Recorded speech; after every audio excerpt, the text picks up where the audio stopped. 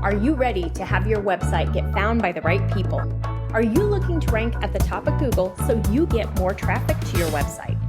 Are you ready to learn how to use SEO and content marketing to grow your organic traffic? If so, you are in the right place, my friend. Welcome to the Simple SEO Content Podcast. Hey there, welcome back to the Simple SEO Podcast. I am your host, Rachel Lindhagen, and I am so glad you're here with me today. So I know we've been talking a lot about SEO funnels, content funnels, organic marketing, all of that on the podcast recently. And I figured, let's talk about what do you actually need to have on your website.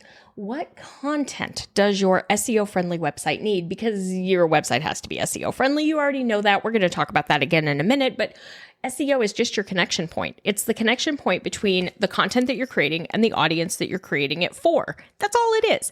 So if you're going to create content, we want to make sure it's optimized. We want to do SEO on it so that you get traffic to the content that you're spending time creating. So what pages do you need? The reality is you don't need a big, complicated website.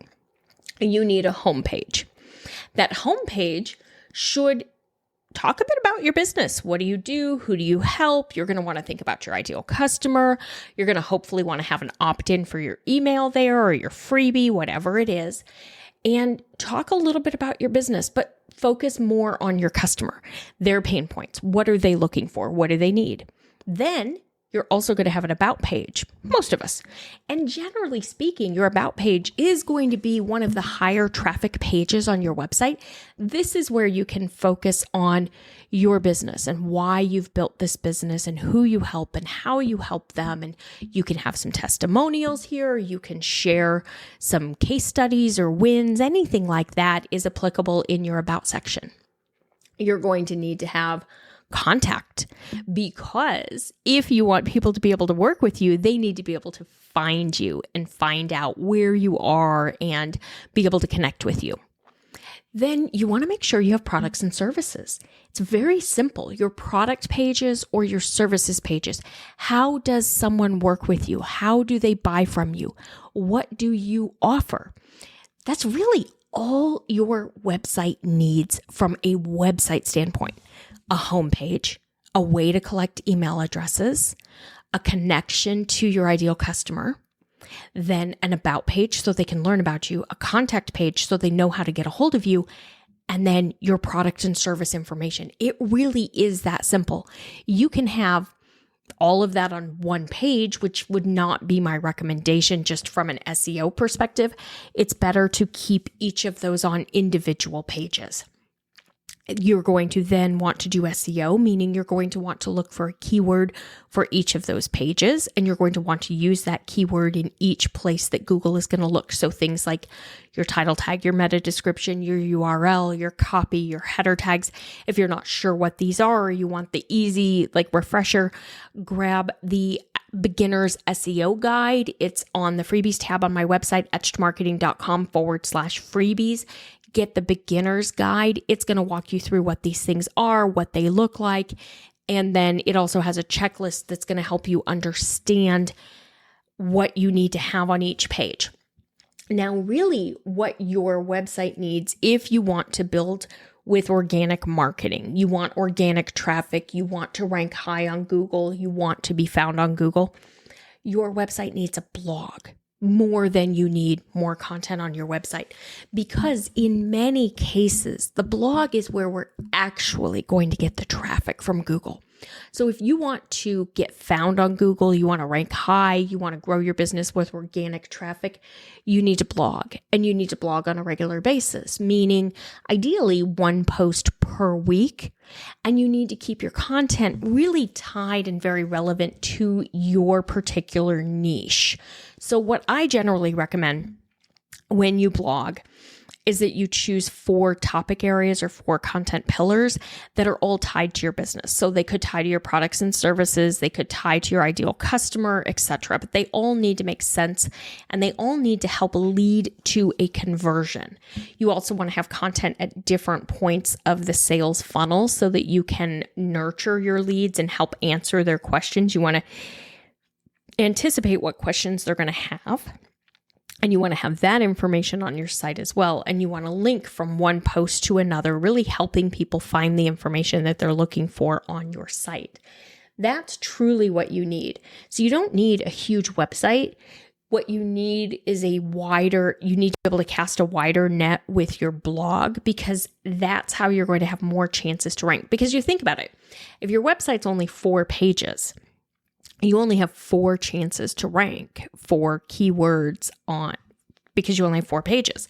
But if you blog once a week, and let's just say you take off a week or 2 at the holidays or summer break or whatever, so we blog 50 times a year, well, that's now 54 chances to rank rather than 4, because now we have 50 different pages that are driving traffic. And then the next year, if we're going to do it for year 2, now we have 100 pages that are driving traffic.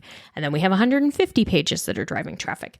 This is where you really start to see the compound effect of content marketing, of blogging, of SEO, because you want to make sure if you're going to spend the time to create the content, you have to do the SEO on it. It really is a requirement. It's not like I should do SEO, I should learn that. No, my friend.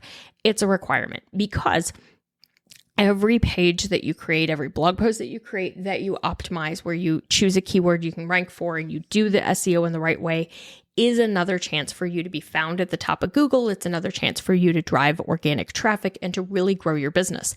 If you want to be able to have the SEO funnel like I have, or the content funnel like I have, like we've been talking about, you need to make sure that you're creating great content. It's high quality. It's going to be helpful to your ideal customer, and it's optimized for Google, because SEO, or your optimization, is a requirement. It is the connection point between the audience you're creating the content for and the content. If you just create the content, but you don't optimize it, you don't help Google understand what it's about, then your audience is never going to find it. So we've got to do both. If you're ready to do this and you want to learn more, join me in this week's class. I'm teaching it is this week. I was just looking at the calendar to make sure.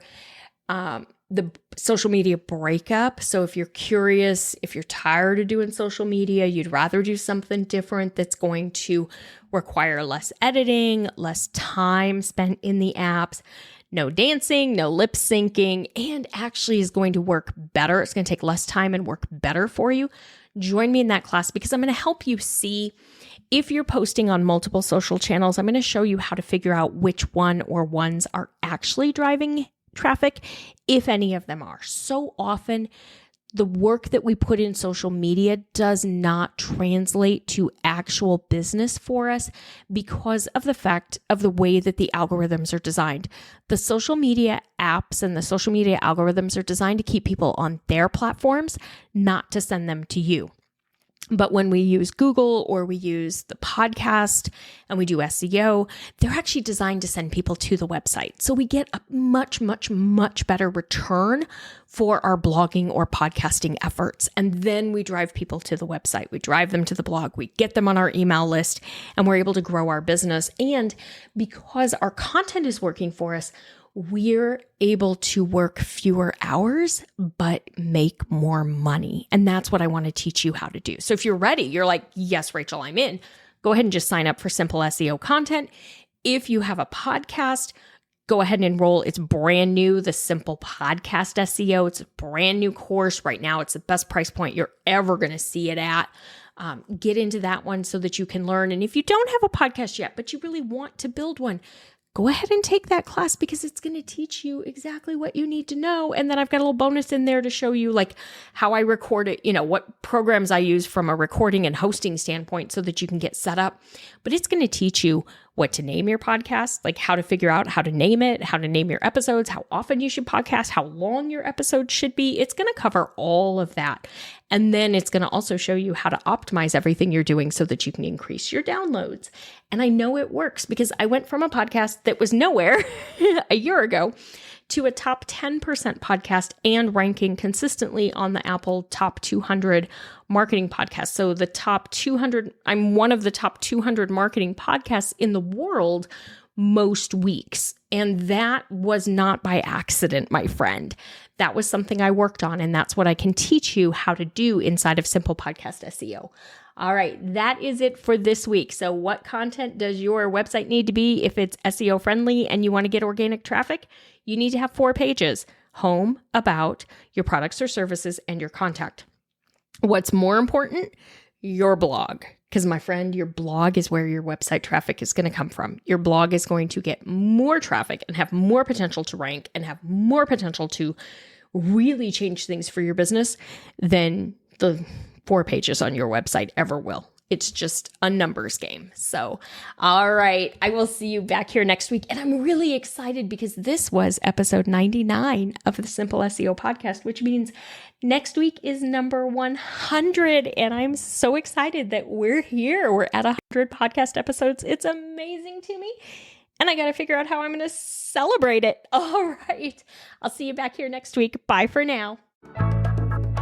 That's all for today's episode of the Simple SEO Content Podcast. I want to thank you so much for joining me. Make sure you visit my website, etchedmarketing.com, and visit the freebies tab. Right there, you're going to find the SEO Content Quick Start Guide along with the free SEO class. So you'll have everything you need to know to get started with SEO and content marketing.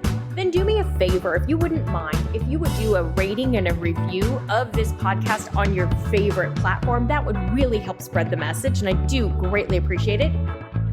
If you have any questions, you can always DM me on Instagram at Etched Marketing Academy, and I will see you right back here next week.